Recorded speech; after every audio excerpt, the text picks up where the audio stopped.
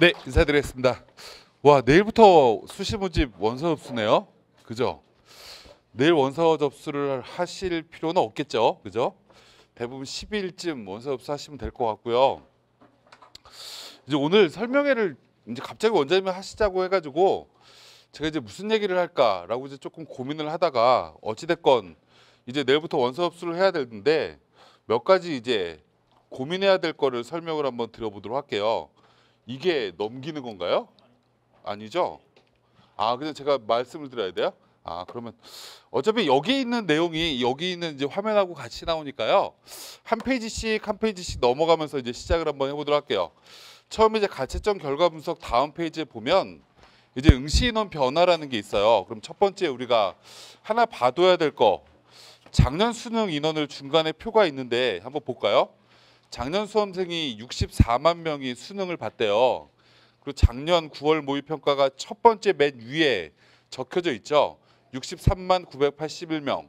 아, 그럼 9월달 모의평가보다 실제 수능은 10,000명쯤 느는구나 라고 보시면 될 것 같아요.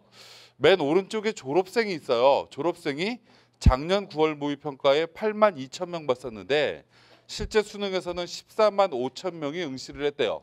그만 6만 3천 명 정도가 되는 9월 모의고사를 보지 않았던 친구들이 실제 수능에는 들어오겠죠. 그러면 재학생은 이제 보니까 재학생은 이제 5만 명 정도가 9월달 모의평가까지 보다가 실제 수능에서 시험을 안 봐요. 시험을 안 보는 친구들은 크게 두 가지 종류일 것 같아요. 제일 먼저는 그냥 수능으로 대학 갈 생각이 없다라고 생각하는 소위 말해서 실업계 친구들, 조금 이런 친구들이 첫 번째일 거고요. 일반계 고등학교 다니는 친구들은 대부분 응시는 다 했겠죠. 그죠? 응시는 다 해서 이 안에 포함이 되어 있는데 하나 알아두셔야 될 건 항상 수능 당일날 7%의 학생들이 고사장에 안 나타나요. 그게 대부분 이제 고등학교 3학년 친구들이거든요. 수능 원서 접수해 놓고 안 오는 친구들이 한 7%쯤 돼요. 그래서 작년에도 한 5만 명 가까운 친구들이 수능 시험을 안 봤거든요. 근데 어찌됐건 우리가 이제 비교를 한번 해보면 올해 이제 가장 큰 이슈가 밑에 보시면 올해 9월 모의평가 인원이 있는데 그냥 특징적으로 이거예요. 아, 재학생은 9천 명 줄었구나. 근데 재수생은 2천 명이 늘었네. 그럼 올해도는 재수생이 이 추세대로 가면 작년보다 3천 명쯤 늘 것 같아요. 그래서 한 14만 8천 명이 재수생이 될 거고요. 재학생은 아, 작년보다 인원이 꽤 많이 줄겠구나. 10,000명쯤 줄겠구나. 라고 인지하시면 될 것 같아요. 그래서 총 인원은 작년 수능보다 10,000명 정도가 줄어들게 될 텐데요. 실제로 이 인원이 재학생의 인원폭이 굉장히 크다.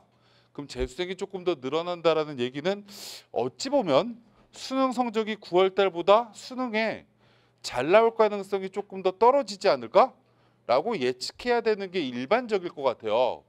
우리가 실제 이제 여기 재수생들도 지금 이 영상을 듣고 있을 텐데 작년 고등학교 3학년 때 경험을 대부분 친구들이 생각을 해보면 9월 달 모의고사보다 수능 성적이 더 잘 나오는 친구는 20%대밖에 되지 않아요. 나머지 70% 이상의 아이들은 수능 성적이 떨어져요. 그럼 이걸 조금 더 염두를 해두고 나중에 수시를 원서 써야 된다는 거 첫 번째 알아두시면 좋을 것 같고요.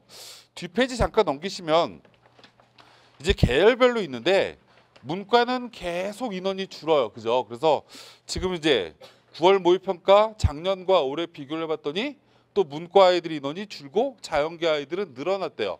아, 실제 이제 문과 쪽이 취업도 잘 안 되고 뭐 여러 가지 이유 때문에 문과 쪽은 학생들 숫자가 점점 줄어들고 있다. 아, 그럼 대학 들어가기는 작년과 비교했을 때는 문과 쪽은 대학 들어가기가 조금 쉬워졌다라고 볼 수 있겠죠. 인원은. 자연계는 조금 더 빡빡해졌다라고 보시면 될 것 같고요. 그 다음에 이제 수시 지원 대원칙을 하나하나씩 본격적으로 시작을 한번 해보도록 할게요. 우리가 이제 기본적으로 생각을 한번 해봐야 되는 것 중에 하나는 이런 것 같아요. 우리가 정시에 어떤 대학을 갈 수 있을지를 기본적으로 예측하는 게 가장 중요한 거겠죠. 왜냐하면 우리가 대학을 갈 때 지원 그러니까 원서를 쓸 수 있는 기회는 최대 9번이에요. 그죠? 최대 9번인데 정시 3번은 선택받은 친구들만 지원할 수 있는 거죠. 그럼 어떤 선택을 받아야 되냐면 수시를 6번 썼더니 다 떨어졌어요. 이런 선택을 받아야지만 정시 지원이 가능해요. 그죠? 그 우리가 수시를 다 떨어지고 정시를 가야 된다라는 얘기는 이런 생각을 하면 되겠죠. 내가 만약에 여기 수원에 이제 가장 가까운 학교가 아주대가 있어요. 내가 지금 성적이 아주대쯤 나와 있는 성적을 가지고 수시를 지원하려고 해요. 그럼 이제 어머님들이 생각하셔야 될 건 그럼 아주대를 넣을까 말까를 기본적으로 고민하면 되죠.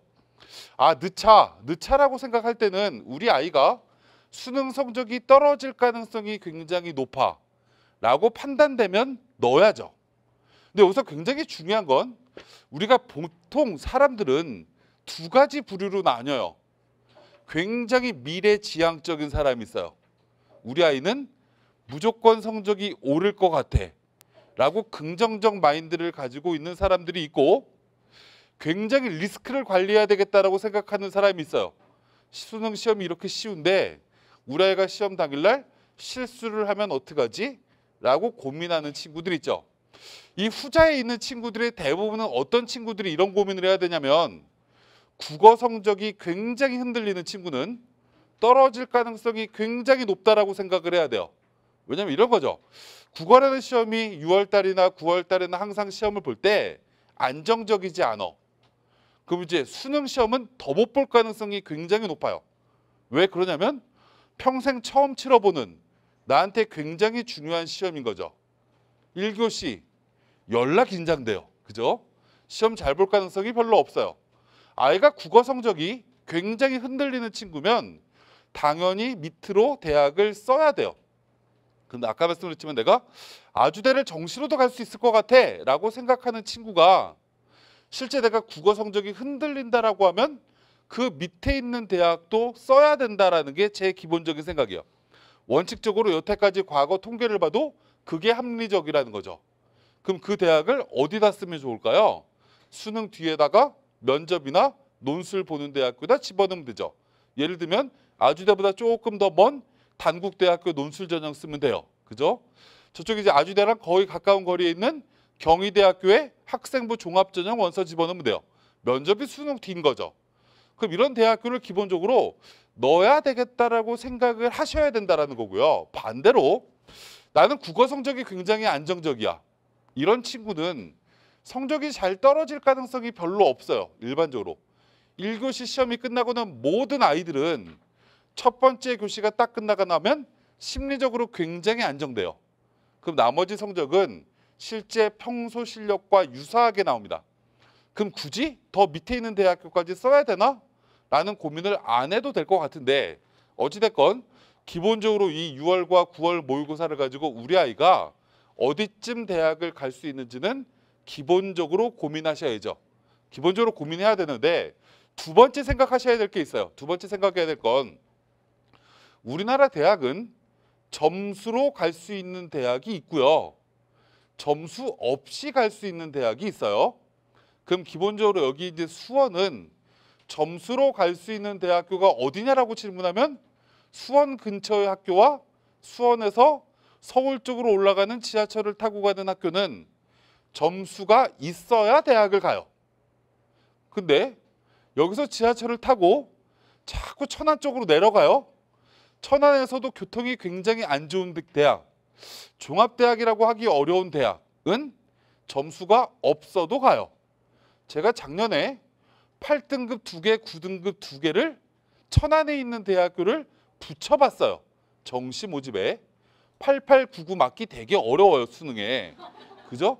그 성적을 받고 제가 해병대 가라고 했는데 걔 보고 아버님이 목사인데 올해 대학을 꼭 가야 된대요. 왜 가야 되는지 잘 이해가 안 가는데 가더라고요. 그러니까 이런 생각을 해야 되는 거겠죠. 우리가 천안 밑에 있는 대학교 중에서 꽤 이름이 있는 학교들, 뭐 예를 들면 단대 천안, 순천향대 뭐 이런 대학까지는 점수가 있어야 가요. 근데 그 나머지 그 밑에 더 밑에 대학은 점수가 없어도 갈 수 있는 대학이 꽤 있다라는 거죠. 그럼 너무 밑으로 써야 될 이유는 별로 없을 수 있다라는 거 두 번째 이제 말씀을 드리면서, 어찌됐건 대학을 기본적으로 알아두자라는 거 첫 번째 말씀드리고, 그 다음 페이지를 잠깐 보도록 할게요. 우리가 이제 가장 중요한 포인트 중에 하나가 이런 걸 것 같아요. 우리가 학생들이 이런 친구들이 있어요. 6월 모의고사보다 9월 성적이 떨어졌어요 라고 하는 친구들이 있습니다. 대부분 고등학교 3학년 친구들이 이런 경우가 많아요. 그 왜 떨어졌을까라고 이제 생각을 해보면 크게 두 가지예요. 첫 번째는 시험의 범위가 늘어난 거죠. 9월 달은 전 과목이었고요. 6월 달은 전 과목이 아니었던 거죠. 그럼 새롭게 범위가 늘어나다 보니까 이 새롭게 늘어난 범위에 집중하다 보면 과거에 내가 공부를 조금 많이 해놨다가 중간에 텀이 무언가 빠진 시간 동안 잊어버려서 틀리는 경우도 있고 여러 가지 이유가 있을 거예요. 어찌됐건 6월보다 9월 성적이 떨어졌어 라고 이제 생각하는 친구는 이제 어머님들이나 학생들이 생각을 해야 될 건 나는 6월까지는 최소한 성적이 6월 성적 이전까지는 성적이 올라갈 수 있어 라고 너무 자신감 가지지 마세요. 전 지금 자꾸 현실적으로 말씀드리는 거예요. 이렇게 만약에 성적이 떨어지는 친구는 저는 개인적으로 수능까지 맨 마지막까지 해야 되는 건 뭐냐면 4개를 다 해야 될 이유가 별로 없어요. 이런 친구는. 성적이 떨어진다라는 얘기는 뭔가 전략 과목을 만들어 주셔야 될 것 같아요. 남은 이제 70일도 안 남은 시점에 우리 아이가 무슨 과목을 전략적으로 끌어올려야 될까라는 걸 첫 번째 고민을 해주시는 게 가장 중요하다. 이 전략적인 과목이라는 게 이런 거죠. 우리 아이가 6월 달 모의고사는 평균 에버리지가 3등급쯤 나왔는데 요번에 이제 9월 달 모의고사를 봤더니 2개는 3등급인데 2개는 4등급으로 떨어졌어. 만약에 이런 친구가 공부를 이제 마지막에 그래 떨어진 4등급짜리 과목을 끌어올려야지 이렇게 공부하는 건 굉장히 잘못된 방법이라는 거예요. 성적이 지금 유지되고 있는 과목 2개라도 최선을 다해서 올리거나 유지를 하는 게 더 중요하다. 왜 그러냐면 우리가 생각을 한번 해보자고요. 3등급짜리 2등급, 2등급짜리 1등급 끌어올리는 거 되게 어려워요. 근데 4등급짜리 5등급으로 떨어지는 건 생각보다 굉장히 어려워요. 왜요? 밑으로 점점 내려가면 애들이 공부를 안 하는 애들인 거죠. 우리가 극단적으로 수능에서 공부를 좀 하는 아이들이 7등급, 8등급, 9등급 맞는 건 정말 어렵습니다. 왜요? 얘들은 카르텔을 형성하고 있는 애들이거든요. 공부를 안 하는 친구들인 거죠. 내가 만약에 4등급을 받은 친구가 이번 9월달 모의고사에 하루에 20분씩만 공부해. 그래도 4등급 나오는 게 일반적이에요. 안 떨어져요. 왜요? 5등급, 6등급이 공부를 안 하거든요. 그러니까 그 밑으로 떨어질 가능성이 별로 없다라는 거예요. 그럼 내가 올릴 수 있는 과목 2개를 선택해서 올리는 게 총점으로 봤을 때 훨씬 더 유리하다라는 거고요. 수시 모집은 수능 최저가 있다 보니까 맞추는 데 노력을 하는 게 훨씬 더 유리하다라고 말씀을 드리는 거죠. 첫 번째. 그래서 성적이 떨어지는 친구는 9월 달 모의고사 기준으로 원서를 썼으면 좋겠다라는 거 첫 번째 말씀을 드리면서 안 올라간다 잘. 첫 번째. 두 번째. 올릴 수 있는 과목을 지금 어떤 과목을 끌어올릴 것인가 기본적으로 고민했으면 좋겠다. 그 다음에 이제 성적이 올라가는 친구들이 있어요. 6월 달보다 9월 달 성적이 올랐어. 대단한 친구인 거예요. 왜요? 재수생도 6월 달보다 9월 달이 2만 명 가까이가 늘었죠. 재학생 아이들 빠졌죠. 시험 범위 늘어났어요. 근데 성적이 올라갔어. 얘는 심리적으로도 나 마지막까지 정말 열심히 하면 성적 더 올릴 수 있겠다라는 생각을 기본적으로 할 거예요. 그죠? 이 친구들은 수시 모집 원서를 쓸 땐 굉장히 당연하게 9월 달 모의고사가 맨 마지노선이 돼야 될 거고요. 9월 달 모의고사 성적으로 정시에 갈 수 있는 대학은 무조건 수능 이후에 대학별고사 쓰는 대학으로 원서를 쓰는 게 기본 원칙이라고 생각하시면 될 것 같아요. 그래서 여기까지 이제 크게 중요한 거 아니니까 넘어가도록 하고요. 이제 대학별고사 얘기부터 이제 하나하나씩 이제 얘기를 한번 해보도록 할게요. 우리가 이제 학생들이 원서를 쓰는 방법을 제가 이제 몇 가지 사례를 잠깐 가지고 이제 얘기를 한번 해보도록 할게요. 공부를 조금 잘하는 친구부터. 제가 최근에 만났던 친구 중에 하나가 저쪽 목동에 있는 모 고등학교 아이예요. 목동에 있는 모 고등학교 아이인데 얘는 내신이 1.24예요. 자연계 친구인데 여고를 다니는데 전교 2등이에요. 1.24의 아이인데 얘는 6월 달 모의고사 시험을 딱 봤을 때 평균 에버리지가 다 2등급이에요. 평균 에버리지가 다 2등급인데 얘의 목표는 뭐냐면 의대예요. 그래서 제가 못 간다고 했어요. 의대 못 가. 라고 했더니 얘가 9월달 모의고사 성적 올리면 되죠. 수능 최저 맞출 수 있어요. 이러는 거예요. 저는 속으로 못 맞춘다의 한 표였어요. 그 이유가 뭐였냐면 얘 내신은 1.24라는 게 기말고사 보기 전까지였거든요. 2학년까지 내신이었거든요. 7월 달에 기말고사 준비해야 되는 거죠. 그죠? 해야 될 게 여러 가지가 있다 보니까 당연히 수능 성적이 안 나올 거라고 예상을 했는데 진짜 안 나왔어요. 완전 개떡이 된 거예요, 성적이. 그래서 이번 9월 달 모의고사를 봤는데 2등급 2개, 3등급 2개로 떨어졌어요. 아이가 이제는 의대 꿈이 없어졌어요. 그래서 잘 됐다 저는 생각을 했죠. 의대 못 가요. 수능 3개 1등급을 맞추든지 3개 등급합 4를 맞춰서 교과로 쓰지 않으면 가기가 어려운 친구한테 제가 이제 이렇게 얘기를 한 거죠. 이 친구한테 이제 야 너는 이제 그러면 무조건 학생부 종합이다 라고 이제 이 친구한테 얘기를 하고 얘를 원서를 어디를 쓰라고 했냐면 맨 처음에 야 니네 고등학교에서 내신 1.3면 무조건 붙는 대학교를 먼저 가르쳐 줄게. 무조건 붙는 대학교는 성균관대학교 공학계열, 자연과학계열, 전기전자 컴퓨터 네 마음대로 써. 무조건 붙어. 라고 또 얘가 가기 싫대요. 그래서 가지 마. 그냥 써 하나. 왜냐면 얘가 지금 수능이 2, 3, 3이 나오니까 정시로 성대 공학교를 못 가요. 수능 성적 올라갈 가능성이 제가 봤을 때 없어요. 그래서 쓰자고 한 거예요, 하나를. 5개 가기 싫으면 나머지 5개를 붙이면 돼. 그죠? 그래서 서울대, 연대, 고대를 5장의 카드를 얘를 다 밀어버렸어요. 수능 최저가 없는 전형 위주로. 뭐 과학, 인재 전형 이렇게 하면서 이 친구한테 제가 계속 얘기한 건 뭐냐면 너 수능 공부하지 마. 면접 준비만 해. 라고 이 친구한테 얘기한 거예요. 성균관대는 면접이 없으니까 하나 붙을 테니까 다 떨어지면 성균관대 가면 되고 붙을 수 있으면 연세대학교 학구활동 수자 전형, 과학공학인재 전형, 고려대학교 융합인재 전형, 과학인재 전형 뭐 이렇게 원서를 다 써. 그래서 붙으면 네 실력이고 떨어지면 성대 가면 돼. 이제 이런 전략인 거죠. 그럼 우리가 이제 이 대학별고사를 기본적으로 제가 잠깐 설명드릴 때 한 명 맨 꼭대기 아이부터 먼저 예를 들었는데 우리 아이가 집중을 해야 되는 게 무엇인가를 생각을 조금 해보셔야 돼요. 그럼 이런 거죠. 논술이 있고요. 면접이 있고요. 수능이 있어요. 우리 아이가 지금부터 해야 될 게 크게는 3가지인 거죠. 우리 아이를 논술 전형을 지원을 시킬 거면 논술 준비가 필요하겠죠. 우리 아이를 학생부 종합 전형에 면접이 있는 학교를 쓸 거면 면접 준비를 해야 되겠죠. 우리 아이가 만약에 수능 최저가 있는 대학을 쓰거나 정시까지 염두를 해둔다라고 하면 수능 준비를 해야 되겠죠. 이 3가지를 다 하고 앉아 있어. 그럼 이상한 아이인 거죠. 제정신이 아닌 거예요. 최상위권 아이들은 그래도 편해요. 왜 편하냐면 연세대학교 학생부 종합전형 과학공학이나 이거 빼고는 다 수능 후에 면접 있어요. 서울대도 수능 후에 면접 있고요. 고려대도 수능 후에 면접이 있어요.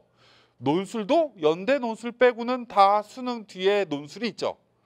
그럼 우리가 최상위권 친구들이 수능 위주로 학습을 할 때 수능 성적이 잘 나오는 친구들 같은 경우는 정시까지 염두를 해두고 수능 준비 열라 하다가 나중에 수능 끝나고 면접이나 논술로 원서 쓴 거 준비해야 되겠다. 이렇게 학습 계획이 명확해져요.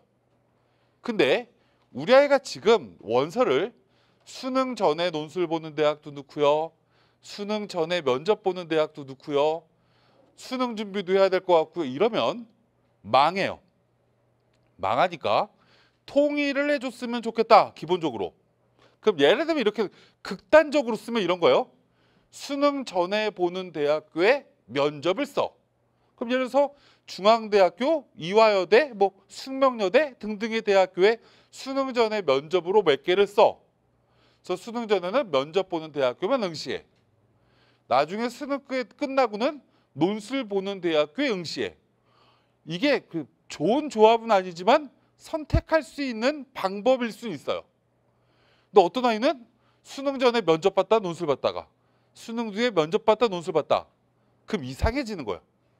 그래서 대학별고사를 어찌 보면 통일을 해줬으면 좋겠다라는 게 첫 번째 제가 말씀드리는 거고요. 거기서도 논술도 마찬가지예요. 논술도 아, 우리 친구들이 논술을 지금 이 문과부터 보면 크게 5가지로 나눠져 있어요. 5가지로 나눠져 있는데 아, 여기를 원서를 어떻게 쓸 것인가를 기본적으로 생각을 해야 되겠죠. 그럼 이제 극단적으로 예를 들면 이런 거예요. 어떤 친구가 연세대 논술을 수능 전에 본대요. 건국대, 동국대, 홍익대, 서울시립대 등의 대학교를 논술 시험을 수능 전에 본대요. 근데 이 아이가 이런 생각을 하는 거예요. 저는 무조건 논술로 대학 가야 돼요. 라고 생각하는 친구는 당연히 논술 준비를 열라해야 되겠죠. 서울시립대 쓰거나 건국대 쓰거나 이렇게 수능 최저가 없는 대학교를 골라서 쓸 친구는 논술 준비를 열심히 해야 되겠죠. 당연히. 근데 만약에 우리 친구가 연세대를 논술을 쓸 거야. 근데 논술을 준비하는 게 우선이냐? 수능을 준비하는 게 우선이냐?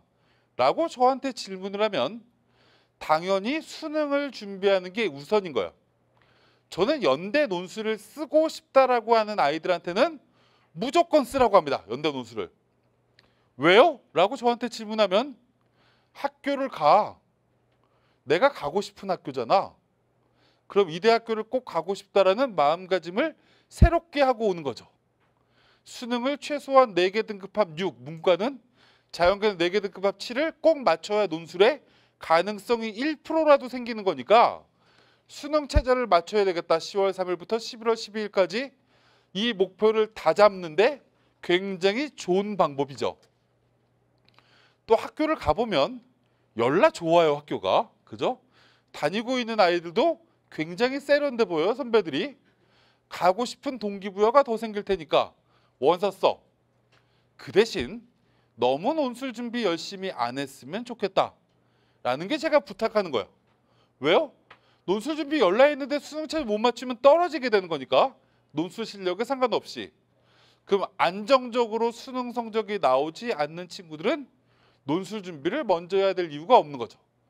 두 번째, 논술을 써야 된다고 저는 얘기하는 또 하나의 이유가 뭐냐면 고등학교 3학년 친구들이요.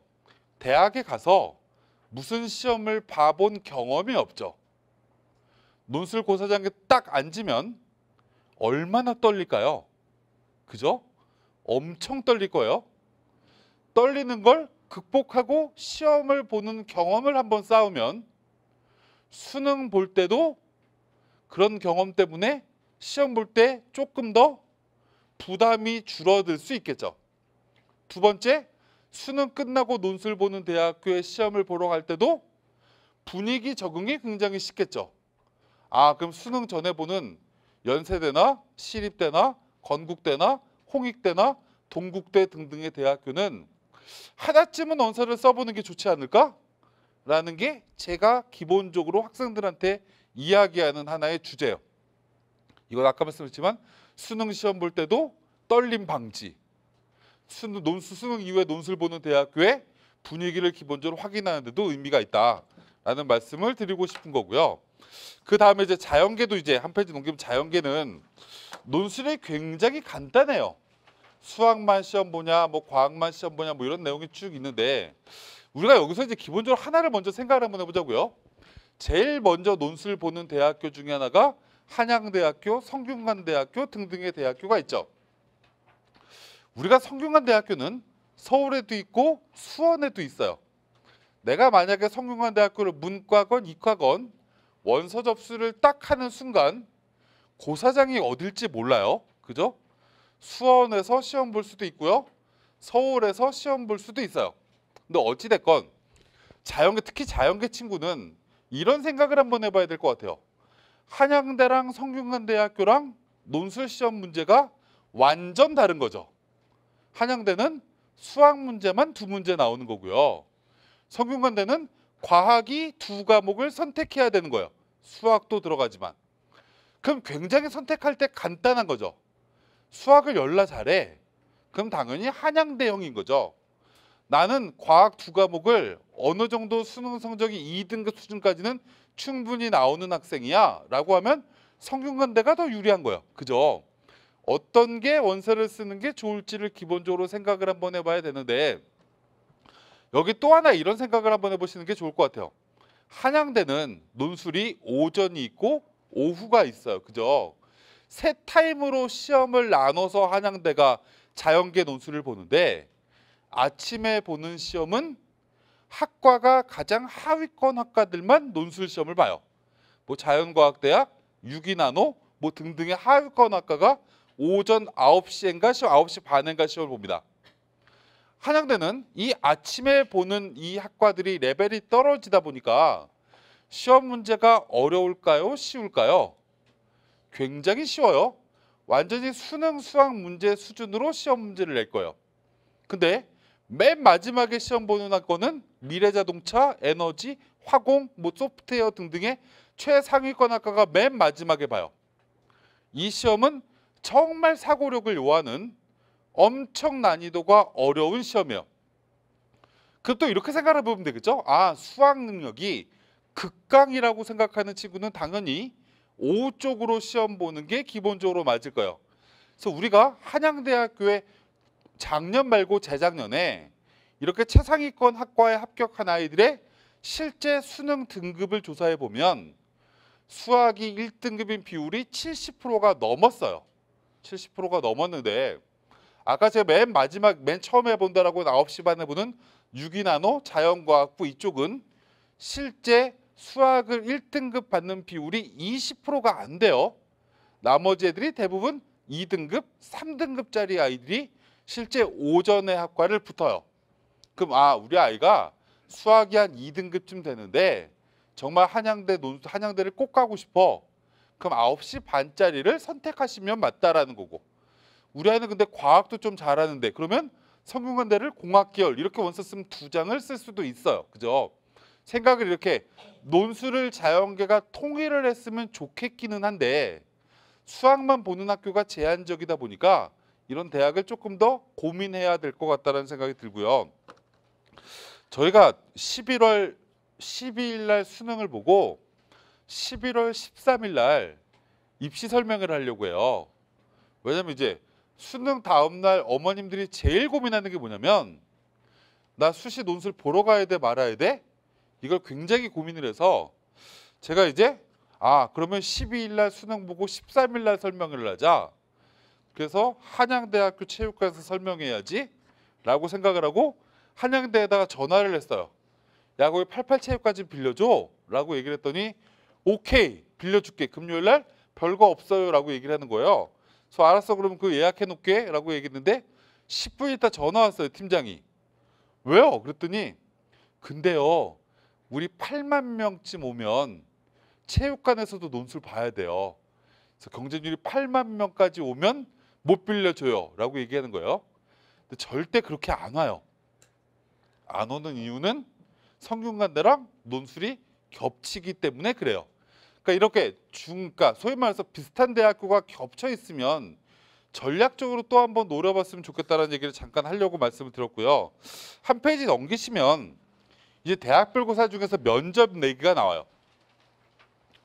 그 우리가 이제 기본적으로 생각을 해봐야 되는 것 중에 하나가 이 동국대학교의 대표적인 학생부 종합 전형이 뭐냐면 두드림 전형이에요. 그죠? 두드림 전형이라는 건데 여기는 면접이 뭐냐면 인성 및 서류 확인 면접이에요.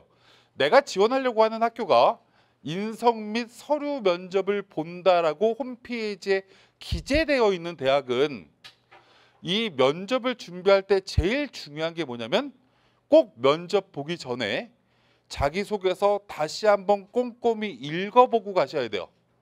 자기소개서에서 면접 문제를 내요. 그럼 이제 어머님이 우리 아이가 만약에 대학별고사에 이 면접 보는 전형에다 원서를 집어넣으면 어머님, 아버님이 해주셔야 될 역할이 뭐냐면 우리 아이 자기소개서를 가지고 읽고 질문할 문제를 엄마, 아빠가 뽑아보세요. 여기 지금 밑에 있는 이 면접 질문은 작년 동국대학교 기출문제를 홈페이지에 올려놓은 걸 저희가 여기다가 소개해 놓은 거예요. 모든 대학이 다 소개하진 않았지만 일부 대학교에 이렇게 작년 기출문제를 올려놓은 게 있어요. 그만 2개, 3개 대학교 면접 문제를 본인이 읽어보시고 이렇게 시험 문제가 나오는구나. 그럼 이제 어머님이 우리 아이의 자기소개서를 읽어보고 어떻게 시험 문제 낼까? 라고 뽑아서 주말에 우리 아이가 예를 들어 무한도전을 꼭 보려고 해. 그럼 무한도전 보기 전에 엄마가 질문하시는 거야. 아이를 소파의자 말고 그냥 아이 책상 의자에 딱 앉혀놓고 질문을 엄마 아빠가 면접관이라고 하고 연습하시면 돼요. 뭔 얘기인지 가시죠? 우리 아이의 학교생활기록부 원본을 다운받으셔가지고 거기서 하나하나를 다 질문을 해보시면 돼요. 첫 번째 이 질문 읽어보면 이런 거잖아요. 어떤 아이가 국어 국문학과를 썼어요. 근데 얘가 학교생활기록부를 보면 학생, 학부모, 장래 희망을 쓰는 칸이 있어요. 고1, 고2, 고3 이렇게 써 있는 거죠. 얘는 임상심리사라고 써 있었나 보죠. 근데 학과를 어딜 썼어요? 국어국문학과를 썼어요. 연결시켜 보래요. 그럼 연결을 갑자기 뭐 어떻게 시켜야 될지가 난감하겠죠. 준비를 안 하고 가면. 그죠? 그러니까 기본적으로 이런 걸 어떻게 대답해야 될지 연습을 해야 된다라는 거예요. 막연하게 그냥 아이들이 지 친구들끼리 모여갖고 막 이렇게 막 모의 면접해갖고 앉아갖고 그냥 상투적인 질문을 하는 건 별로 중요하지 않아요. 이거 내가 가지고 있는 내 학생부랑 내 자소서를 가지고 질문하는 거기 때문에 이 질문 뽑아보시라는 얘기인 거고요. 그 뒤에 이제 그 다음 페이지 보면 교과 면접이라고 대표적으로 이제 고려대 융합형 인재 문제를 여기다 수록해 놨어요. 여기는 소위 말해서 공부와 관련된 내용을 질문을 하는 대학이다. 그럼 이거 어떻게 준비해야 될 건지를 기본적으로 또 확인 한번 해보시면 될 것 같고요. 그 다음 페이지에 발표 면접도 교과 면접과 비슷한 내용이긴 한데 이건 어찌 보면 논술과 상당히 연관성이 있는 거예요. 그럼 어떤 대학교 시립 때처럼 발표 면접이라고 하면 기본적으로 이런 면접에 대해서 준비를 어떻게 할 것인가를 고민 한번 해보자 라는 말씀을 드리면서 이제 다음 페이지 이제부터는 원서 어떻게 써야 될지를 하나하나 설명을 한번 드려보도록 하겠습니다.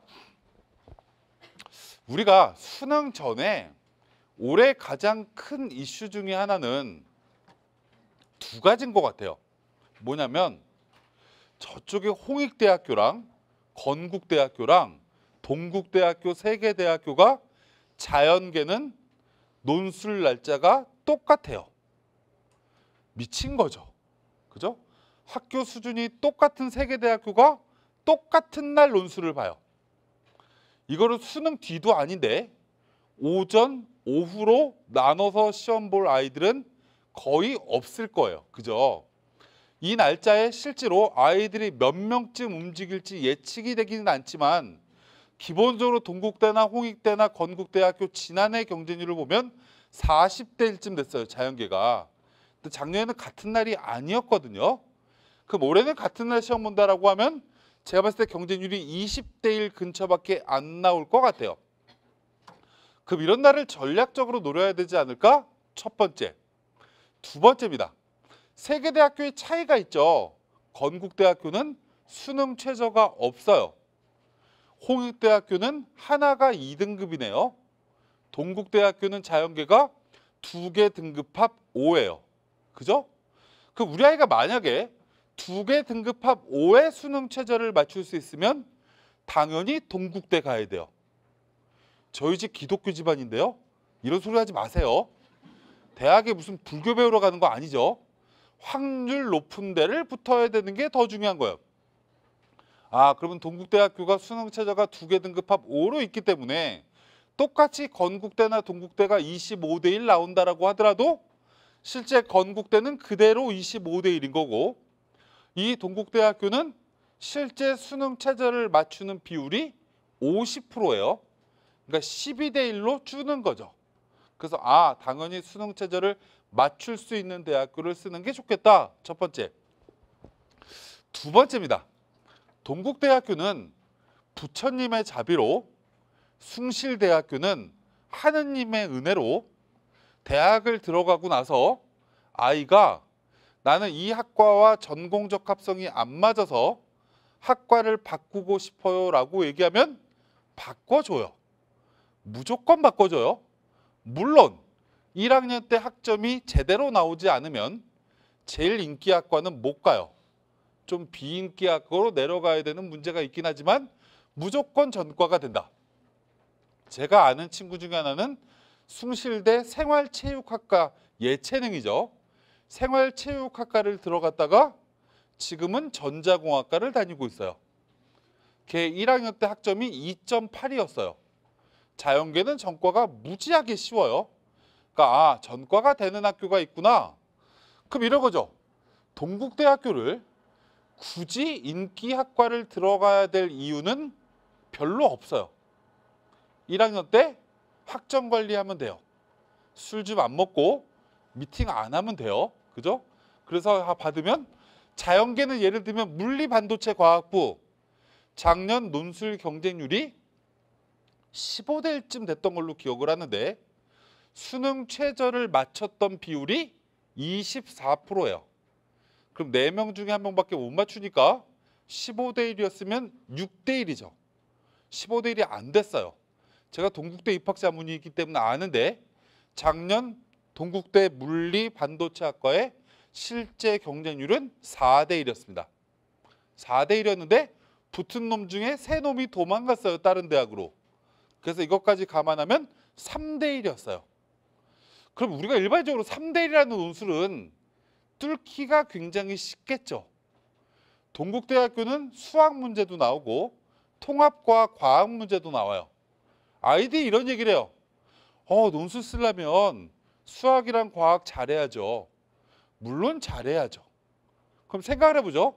동국대 논술 쓰는 애가 수학 2등급짜리 아이가 올까요? 미친 거죠, 걔는. 안 와요.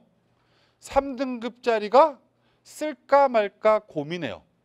그죠? 3등급쯤 되면 논술의 극강의 능력을 가지고 있는 겁니다. 이 옆에 있는 아주대학교가 자연계가 수학 B가 3등급이 수능 최저가 조건이에요. 문과는 영어가 3등급이 조건인 거죠. 아주대학교에 가장 인기가 없는 학과가 교통공학과, 물리학과, 환경공학과. 작년 실질 경쟁률이 3대 1밖에 안 나왔어요. 이건 수능 뒤에 맨 마지막 22일 날 논술 보는 거죠. 동국대는 수능 전에 논술 봐요. 물리반도체 제가 봤을 땐 수학 3등급 조건을 만족하면 웬만하면 붙어요. 그리고 부처님의 자비로 학과를 바꾸면 돼요. 나중에. 이런 걸 생각을 좀 해야 되지 않을까. 논술 날짜가 겹치면 가능성이 높아지는구나. 수능 최저가 높으면 아이들이 이탈률이 굉장히 높겠구나. 기본적으로 생각하시면 돼요. 그럼 여기 이제 11월 수능 뒤에 있는 거를 이제 하나씩 설명을 한번 들어보도록 할게요. 문과부터 이제 문과의 11월 14일에 맨 오른쪽에 경북대, 전남대가 학생부 종합전형에 면접이 있대요. 그죠? 경북대, 이 전남대가 생각보다 학생부 종합전형에 선발 인원이 꽤 돼요. 1단계 3배수 이 정도 되니까 한 1000명쯤 가까운 인원이 논술을 볼 수 없는 아이들이 될 거예요. 여기에는 대구 사투리, 전라도 사투리 쓰는 애들이 조금 적겠구나. 이 날짜는 뭐 이렇게 생각할 수도 있겠죠. 그럼 전남대랑 경북대학교가 서울권에 있는 대학교랑 어느 수준이 되냐라고 질문하면 이쪽 지역에 있는 사람들은 경북대 이렇게 하면 경희대치랑하고 비교하면 경희대를 아이들은 무조건 간다라고 해요. 그래서 경희대쯤까지는 애들이 논술로 올라오려고 할 거예요. 근데 그 밑에 있는 대학교는 그래도 경북대 간다고요. 그래도 전남대 간다고 합니다. 그럼 그걸 기본적으로 생각을 해보고 여기를 날짜를 딱 보자고요. 14일 날 성균관대학교, 한양대학교가 저쪽 경북대, 전남대를 이기는 대학교겠구나. 서울과기대, 서울여대, 세종대, 항공대, 밑에 숭실대 등의 대학교는 기본적으로 지방의 면접 날짜가 겹치기도 하는구나. 그럼 실제로 이날은 애들의 경쟁률이 생각보다 낮겠구나라고 인지하시면 되겠죠. 두 번째, 숭실대가 오후에 본대요. 아까 제가 숭실대 또 하느님의 은혜라 말씀드렸는데 문과의 수능 최저가 뭐냐면 2개 온대. 숭실대는 무슨 과목을 제일 싫어하냐면 사회탐구를 싫어해요. 사회탐구 수능 최저 반영하지 않아요. 세종대학교는 수능 최저 숭실대랑 똑같은데 사회가 반영돼요. 그럼 여기 이제 학생들이 있으니까 숭실대는 3개 중에 2개 선택하는 거죠. 3 컨비네이션 2예요. 나올 수 있는 경우의 수는 3가지인 거죠. 국어, 영어, 수학, 영어, 국어, 수학. 이렇게 수능 최저를 5를 맞추는 방법인 거죠. 세종대학교는 4 컨비네이션 2예요. 경우의 수 6가지죠. 훨씬 더 수능 최저 맞추기가 쉬운 거예요. 숭실대 갈까 세종대 갈까 기본적으로 우리 아이가 원서를 쓰겠다라고 생각했을 때는 생각을 해주셔야 되는 것 중에 하나는 우리 아이가 국수형 중에서 2개 등급합 5를 맞출 수 있어. 그러면 논술의 어떤 문제 유형이 유리할지를 생각해서 별 차이가 없다라고 하면 숭실대 쓰시는 게 훨씬 더 유리한 거예요. 수능 최저를 애들이 그만큼 더 못 맞춰요. 세종대는 그만큼 수능 최저 맞추는 아이들이 숫자가 늘어난다라는 거에 이제 기본적으로 이해하셔야 될 것 같고요. 서울여대. 우리가 서울여대는 남학생이 가고 싶은 대학이에요. 반대로 여학생은 가고 싶지 않은 대학교인 거예요. 그죠? 수능 최저가 물론 여기 있는 대학교 중에서 뭐 서울과기대 수능 최저 없죠.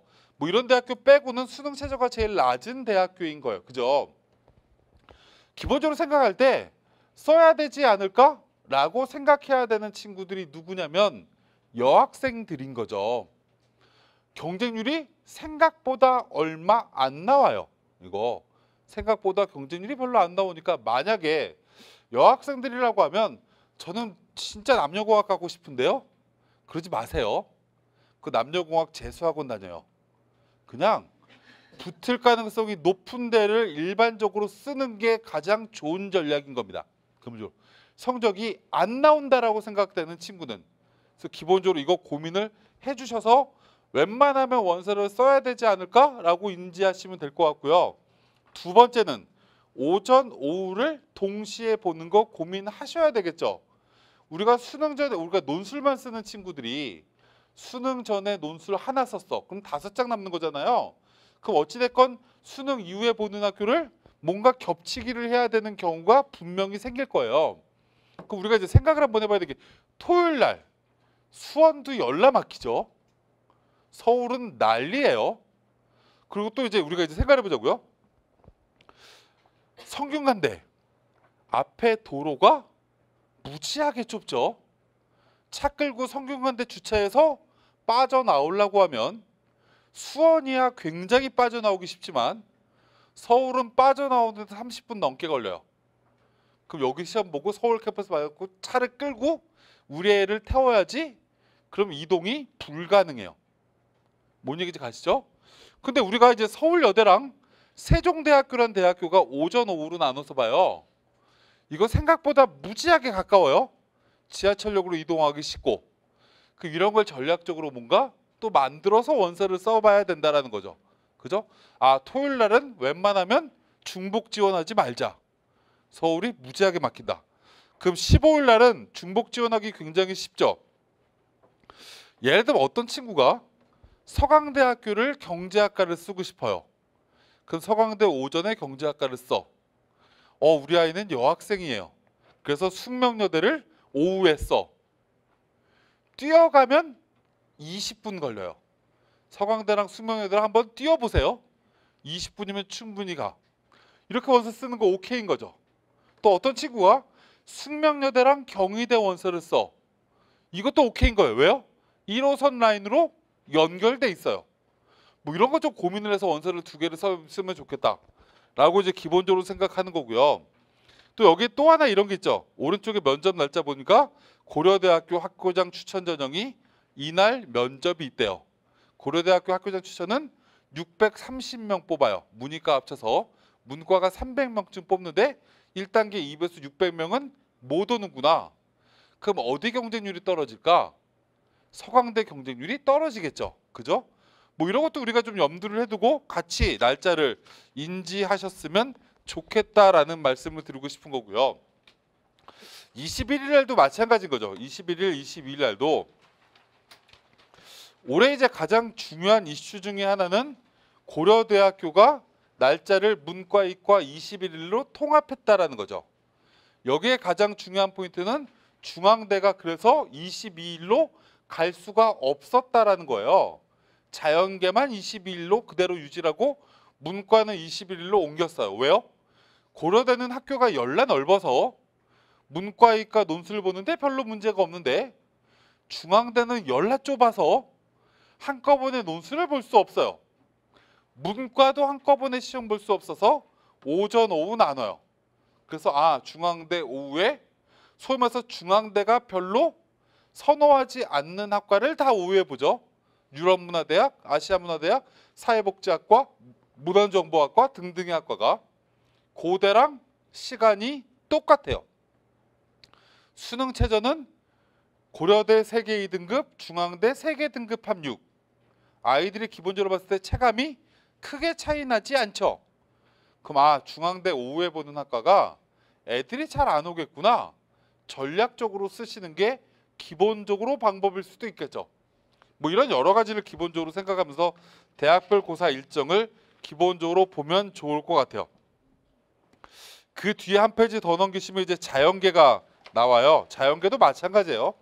자연계도 똑같은 방법으로 날짜를 어떻게 골라야 될 것인가를 기본적으로 생각을 한번 해봤으면 좋겠는데, 제가 이제 두 번째 말씀드리고 싶은 내용은 이런 거예요. 우리가 이제 생각을 한번 해봐야 되는 것 중에 하나는 대학이 우선이냐 학과가 우선이냐를 기본적으로 생각을 해야 되죠. 근데 우리 아이가 만약에 대학이 우선이야 라고 생각을 하면 대학 위주로 원서를 쓰셔야 돼요. 그냥 학과 따위 고민하지 마세요. 그냥 원서를 대학을 위주로 쓰실 거면 학과를 제일 밑으로 원서를 쓰시면 돼요. 그럼 이제 예를 한번 들어보자고요. 연세대학교는요, 이제 자연계부터 먼저 얘기를 해볼게요. 자연계는 수능 최저가 4개 등급합 7이죠. 근데 굉장히 중요한 메시지를 올해 하나 던졌어요. 연세대학교가.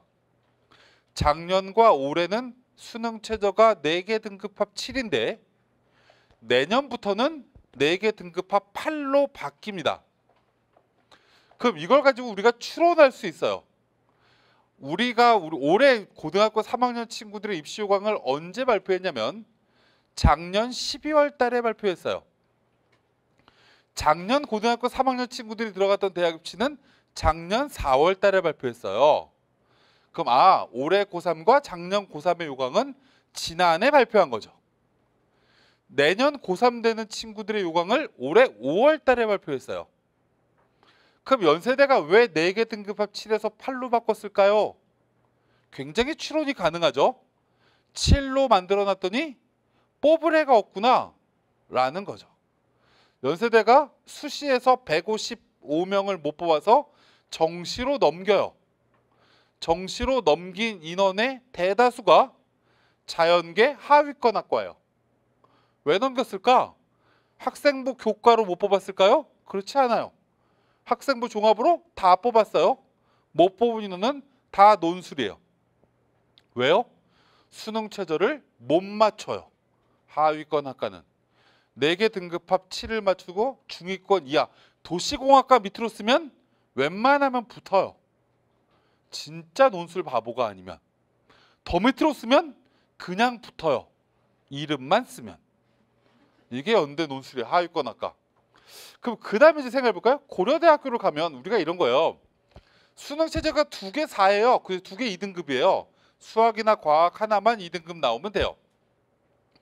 이건 수능 최저가 맞추기가 너무 쉬운 거죠. 그럼 우리가 생각을 한번 해보자고요. 고려대학교 논술을 응시하는 친구들이 대부분 다 고대를 가고 싶어서 응시하는 친구들이겠죠. 물론 일부 아이들은 수능 성적이 잘 나오는데 보험의 역할로 원서를 집어넣는 친구도 있어요. 실제 고려대학교 자연계의 논술 응시율은 55%예요. 그럼 경쟁률이 50대 1이면 27대 1이 나온다는 얘기죠. 나머지 45%는 돈 8만 원 내놓고 논술 시험장에 안 나타나요. 작년에 성균관대학교 40%밖에 안 왔어요. 자연계는. 서강대학교 42%밖에 안 왔어요. 자연계는 생각보다 많은 인원이 논술 보러 오지 않습니다. 이 아이들은 두 종류죠. 수능 성적이 잘 나와서 안 온 아이들, 수능 성적이 너무 안 나와서 수능 최저 못 맞춘 아이들. 일반적으로 그러면 이런 거죠. 겨우겨우 수능 최저를 맞추는 아이는 하위권으로 밀려들어요. 성적이 꽤 잘 나온 아이들은 그냥 지멋대로 지가 원하는 학과 써요. 이런 아이들의 상당수가 안 와요. 그럼 실제 논술의 응시율은 하위권 학과의 응시율이 더 높아요. 그럼 고대처럼 수능 최저가 별로 높지 않은 대학교를 자꾸 밑으로 내리지 마세요. 밑으로 내린다고 합격 가능성이 높은 게 아니에요. 건국대학교처럼 수능 최저가 없는 대학교를 자꾸 밑으로 내리지 마세요. 내린다고 합격 가능성이 높지 않아요. 근데 수능 최저가 꽤 생각보다 높아. 예를 들면 성균관대학교 수능 최저 자연계 세계 등급함 6이에요. 이거 생각보다 무지하게 높은 거죠. 성균관대학교 맨 꼭대기 공학계열 그리고 전기전자 쓰면 실질 경쟁률이 15대 1쯤 나와요. 근데 밑으로 쭉 내려갑니다. 컴퓨터 교육학과가 제일 하위권이죠. 실질 경쟁률 5대 1이에요. 그럼 컴퓨터 교육을 쓰면 가능성이 높겠구나 라고 인지하시면 돼요. 성균관대 컴퓨터 교육은 장점이 두 가지예요. 지금 입학처장이 컴퓨터 교육과 교수예요. 이건 별로 장점이 아니겠구나. 장점은 서울 캠퍼스예요. 여기 있는 사람들은 서울 캠퍼스면 더 싫어할 수도 있겠군요. 이공계에서 수학교육과 컴퓨터 교육만 서울 캠퍼스예요. 그럼 여기에 상당한 문제점이 뭐냐면 성균관대학교는 이중전공, 복수전공을 시키는데 컴퓨터 교육 들어가서 자연계 복수전공 하려고 하면 서울 갔다 수원 갔다 서울 갔다 수원 갔다 친구가 없어져요. 근데 문과를 만약에 얘가 경영학과 복수전공하고 싶어, 통계학과 복수전공하고 싶어, 얘가 원래 자연계로 들어갔지만 문과 성향이 있어, 그러면 굉장히 좋은 학과인 거죠. 문과로 복수 전공을 할 수 있는 거죠. 자연계 성균관대학교는 별로 좋은 대학이 아니지만 문과 성균관대학교는 레벨이 한 단계, 두 단계 더 올라가죠. 뭐 이런 거 생각을 해보면 좋지 않을까? 서강대 물리학과 쓰면 굉장히 붙기 쉬워요. 하위권으로 쓰는 걸 고민 한번 해봐야 되지 않을까? 꼭 대학 위주로 원서를 쓰고 싶은 친구들은. 근데 자연계는요, 대학보다 저는 학과가 우선한다라고 전 개인적으로 생각을 합니다. 그 이유는 취업률이 인기학과와 비인기학과가 연세대만 따져도 엄청나게 차이가 나요. 저희 메가스터디의 학습전략팀장이 이번에 사고치고 대학까지 저번 설명 한번 왔었는데 그 친구가 서울대 물리학과 나왔어요. 근데 메가스터디에서 여태까지 뭐 했었냐면 메가스터디 배치표 만들었어요. 이상하죠? 서울대 물리학과 나와서 배치표 만들면 이상한 거죠.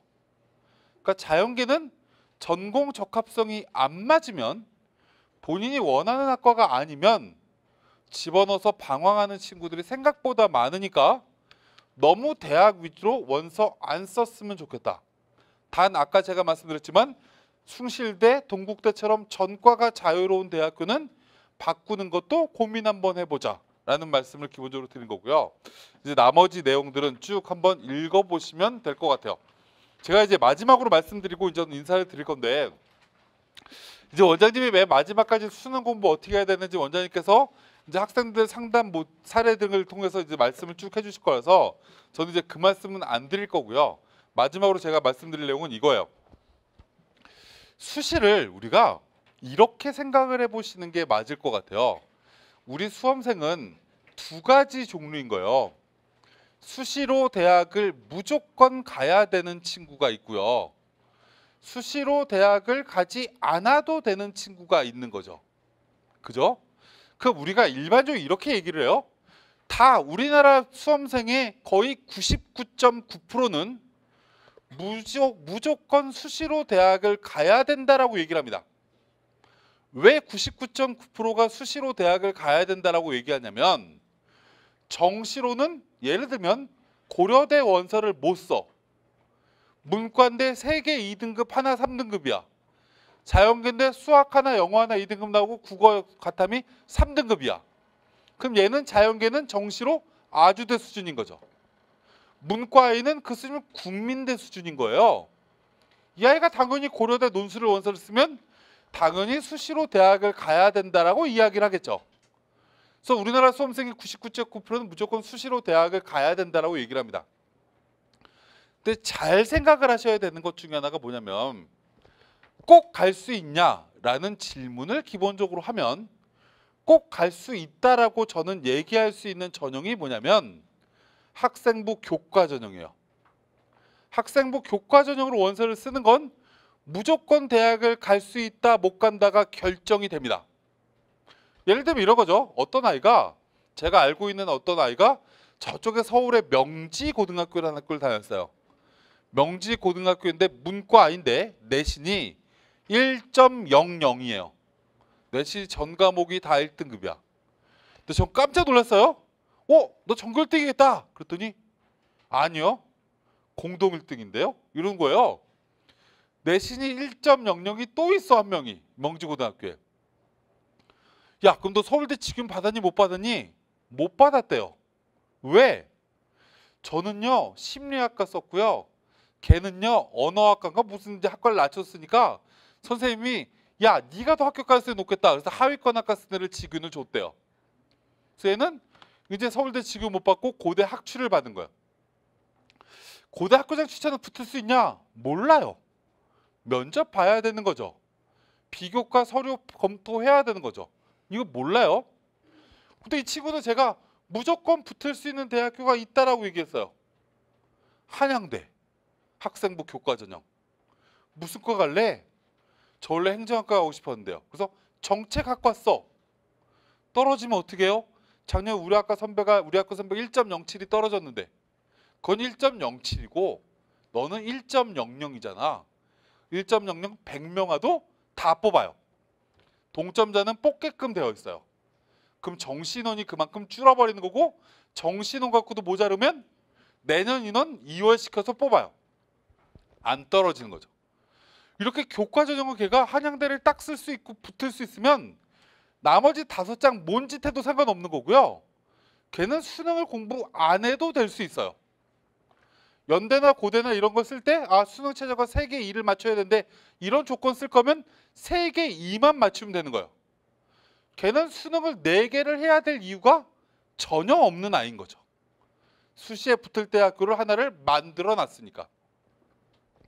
근데 우리 아이가 논술로만 6개를 다 써. 어떤 아이가 학생부 종합하고 막 섞어서 시험 보는데 우리 아이가 면접을 잘 못 볼 수도 있어. 뭐 이런 등등의 리스크가 있는 대학 전형을 다 쓰면 떨어지는 최악의 경우도 고민하셔야 돼요. 이거를 고민하지 않으려고 하면 아까 말씀드렸지만 꼭 붙는 교과 전형 위주로 학생부 종합 전형에서도 레벨을 떨어뜨려서 써야 되는 거죠. 그게 아니면 끝까지 수능 준비를 해야 돼요.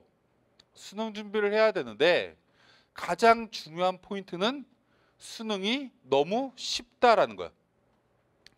지금 한국교육과정평가원장인 김영수 평가원장이 예전 서강대 입학처장이었어요.